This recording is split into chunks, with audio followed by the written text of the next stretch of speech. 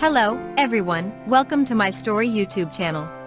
Disney's Beauty and the Beast. This is the story of Beauty and the Beast. You can read along with me in your book. You will know it is time to turn the page when you hear the chimes ring like this. Let's begin now. Once upon a time, a young prince lived in a shining castle. One cold night an old beggar woman arrived, offering him a single rose in return for shelter from the cold. Repulsed by her ugliness, he turned her away. Suddenly she transformed into a beautiful enchantress. To punish the prince, she turned him into a hideous beast. Then she gave him a magic mirror, and the enchanted rose, telling him it would bloom until his 21st year. To break the spell, he must love another and earn that person's love in return before the last petal fell. Nearby, in a small village, a beautiful young woman named Belle hurried through town. She greeted the townspeople and then rushed to her favorite shop, the bookstore. The owner gave her a book as a gift. A dreamy look crossed Belle's face. "It's my favorite. Far-off places, daring sword fights, magic spells, a prince in disguise." "Oh, thank you very much." Belle rushed outside, reading as she walked. As Belle walked, a handsome hunter named Gaston III ran after her. "Belle, the whole town's talking about you. It's not right for a woman to read. It's about time you got your nose out of those books and paid attention to more important things, like me." Belle tried to get away without being rude, but Gaston's friend Lou Faux joined them and began to insult her father, an inventor. "My father's not crazy. He's a genius." As Belle spoke, an explosion boomed from her father's cottage and she took off running. At the cottage, Belle found her father and told him what the villagers were saying about her. "They think I'm odd, Papa." "Don't worry, Belle. My invention's going to change everything for us. We won't have to live in this little town forever." Belle's father hitched up their horse, Philippe, and set off for the fair with his new invention. Belle waved. "Goodbye. Good luck." But Maurice got lost and accidentally led Philippe into a bleak, misty forest. As he paused to get his bearings, Maurice saw two yellow eyes staring out of the darkness. It was a wolf. Philippe reared and bolted away. Terrified, Maurice ran through the forest with the wolves racing behind him. When he reached a tall, heavy gate, Maurice dashed inside, slamming the gate on the wolf whose sharp teeth snapped at his leg. Still trembling, Maurice turned to see a huge, forbidding castle. "Hello? I've lost my horse, and I need a place to stay for the night." "Of course, monsieur. You are welcome here." Maurice whirled around. There was no one in sight. Then he looked down and saw a mantel clock with a stern, frowning face. Beside him stood a smiling candelabra. Maurice grabbed the clock and examined it. "This is impossible. Why, you're alive." The enchantress had also turned all the prince's servants into household objects. As Cogsworth, the mantel clock, protested, Lumiere, the candelabra, showed Maurice into the drawing room. There he met a friendly teapot named Mrs. Potts and her son, a cute teacup named Chip. Suddenly, the door flew open. A voice boomed. "There's a stranger here." Maurice jumped out of his chair. In the shadows lurked a large, hulking figure. "Please. I needed a place to stay. I'll give you a place to stay." The beast grabbed Maurice and dragged him out of the room. Back home at the cottage, Belle heard a knock at the door and opened it. "Gaston. What a pleasant surprise." "Belle, there's not a girl in town who wouldn't love to be in your shoes. Do you know why?" "Because I want to marry you." "Gaston, I'm speechless. I'm sorry, but I just don't deserve you." As Gaston left, he tripped and fell in the mud. When Belle peeked out, she saw that the villagers had gathered in her yard hoping to see a wedding. The vicar and all Gaston's friends saw him humiliated. After the villagers and a very angry Gaston left, Belle ran outside to feed the chickens. There she found Philippe, alone. "Philippe, what are you doing here? Where's Papa?" The horse whinnied anxiously. Frightened, Belle leaped onto Philippe and returned to the mysterious forest. Soon, they found the castle. What is this place? Belle tried to steady Philippe. Then she saw Maurice's hat on the ground. Belle hurried inside the gloomy castle and wandered down the vast, deserted corridors. Papa? Are you here? It's Belle.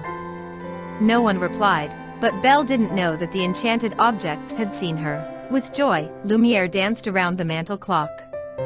Don't you see? She's the one. She has come to break the spell. Without noticing them, Belle continued to search for her father. Finally, Belle discovered Maurice locked in a tower. Papa! We have to get you out of there. Suddenly she heard a voice from the shadows. What are you doing? Belle gasped. Please let my father go. Take me instead. You would take his place? Belle asked the voice to step into the light and was horrified when she saw the huge, ugly beast. To save her father, however, Belle agreed to stay in the beast's castle forever. The beast dragged Maurice out of the castle and threw him into a carriage that would return him to town. There, the inventor stumbled into a tavern where Gaston was surrounded by his friends. Please, I need your help. A horrible beast has Belle locked in a dungeon. Did it have cruel, sharp fangs? One villager sneered. Maurice grabbed the man's coat. Yes. Yes. Will you help me out? We'll help you out, old man. Gaston and his pals tossed the inventor out of the tavern. But Maurice's wild story gave Gaston an idea. At the castle, Belle nervously followed the beast upstairs. He paused for a moment. The castle is your home now, so you can go anywhere you like, except the West Wing. Belle stared back. What's in the West Wing? It's forbidden. Glaring, the beast opened the door to her room. You will join me for dinner. That's not a request. After the beast stomped off, Belle flung herself on the bed. I'll never escape from this prison, or see my father again. That night, Belle refused to dine with the beast. Instead, she crept downstairs to the kitchen. All the enchanted objects fed and entertained her. Then Cogsworth agreed to take her on a tour. Belle halted beneath a darkened staircase. What's up there? Nothing, absolutely nothing of interest at all in the West Wing. But when Cogsworth wasn't looking, Belle slipped away and raced up the staircase to a long hallway lined with broken mirrors. Belle cautiously opened the doors at the end of the corridor and entered a dank, filthy room strewn with broken furniture, torn curtains, and gray, gnawed bones. The only living object was a rose, shimmering beneath a glass dome. Entranced, Belle lifted the cover and reached out to touch one soft, pink petal. She did not hear the beast enter the room. I warned you never to come here. The beast advanced on Belle. Get out. Get out. Terrified by his rage, she T-root and ran. Belle rushed past Cogsworth and Lumiere as she fled the castle. Promise or no promise, I can't stay here another minute. She found Philippe and they galloped through the snow until they met a pack of fierce, hungry wolves. Terrified, the horse reared and Belle fell to the ground. When Belle tried to defend Philippe, the wolves turned on her, snarling. Suddenly, a large paw pulled the animals off her. It was the beast. As Belle struggled to her feet, the wolves turned and attacked the beast, growling fiercely. With a ferocious howl, the beast flung off his attackers. As the surprised wolves ran off into the woods, the beast collapsed, wounded. Belle knew that this was her chance to escape, but when she looked at the fallen beast, she could not leave him. Here, lean against Philippe. I'll help you back to the castle. Meanwhile, Gaston and Lufaux were plotting to have Maurice put into Monsieur Darc's insane asylum unless Belle agreed to marry Gaston. At the castle, Belle cleaned the beast's wounds and thanked him for saving her life. Later, she was quite surprised when he showed her a beautiful library. I can't believe it. I've never seen so many books in all my life. The beast smiled for the first time. Then it's yours. That evening, Mrs. Potts and the other objects watched Belle read a story to the beast. They were filled with hope that the Beast and Belle were falling in love. Gradually, the mood in the castle began to change. Belle and the Beast read together, dined together, and played together in the snow. They even had a snowball fight. When Belle watched the big, awkward Beast try to feed some birds, she realized that he had a kind, gentle side to him, something that she hadn't seen before. In turn, the Beast began to hope that Belle would begin to care for him. He tidied his room, bathed, and dressed up for the evening. He was overjoyed when Belle taught him how to dance. That evening, the Beast asked Belle if she was happy. "Yes. I only wish I could see my father. I miss him so much." "There is a way." The Beast showed Belle the magic mirror. In it, she saw her father lost in the woods, ill from his search for her. When the Beast saw the unhappy look on Belle's face, he decided to let her go, even if it meant that he would never be human again. Before Belle left, he handed her the magic mirror. "Take it with you so you'll always have a way to look back and remember me."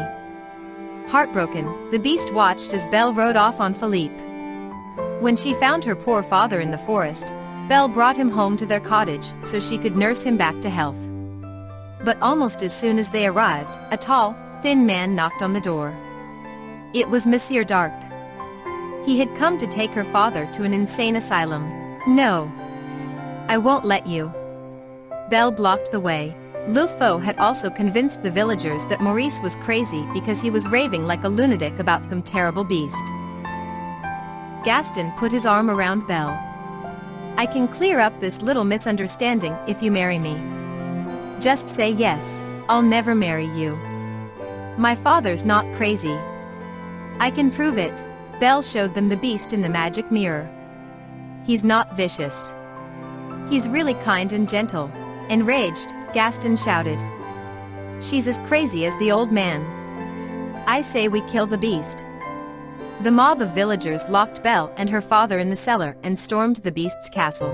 As the villagers battled the enchanted objects, Gaston forced the Beast onto the castle roof. He clubbed the Beast, who didn't even try to resist. "Get up. Or are you too kind and gentle to fight back?" 23. Stop. Chip had helped Belle and Maurice escape from the cellar. When the Beast saw Belle, he grabbed Gaston by the throat. But his love for Belle had made him too human. He let Gaston go and faced Belle. Without warning, Gaston stabbed the Beast in the back. The Beast roared. Gaston stepped back and tumbled off the roof to his death. Wounded, the Beast gazed at Belle before he collapsed. She ran to him and held him in her arms. "No. Please. One love you." Suddenly, the rain began to shimmer. Slowly the Beast opened his eyes and in astonishment, he watched his paws transform into hands. He held them out to Belle. "Belle, it's me." Belle hesitated and looked into his eyes. "It is you." The prince drew her close and kissed her. Then they watched happily as Cogsworth, Lumiere, Chip, Mrs. Potts, and all the other servants once again became human. True love had finally broken the spell, and everyone danced for joy. Thank you for watching. Like and subscribe my YouTube channel.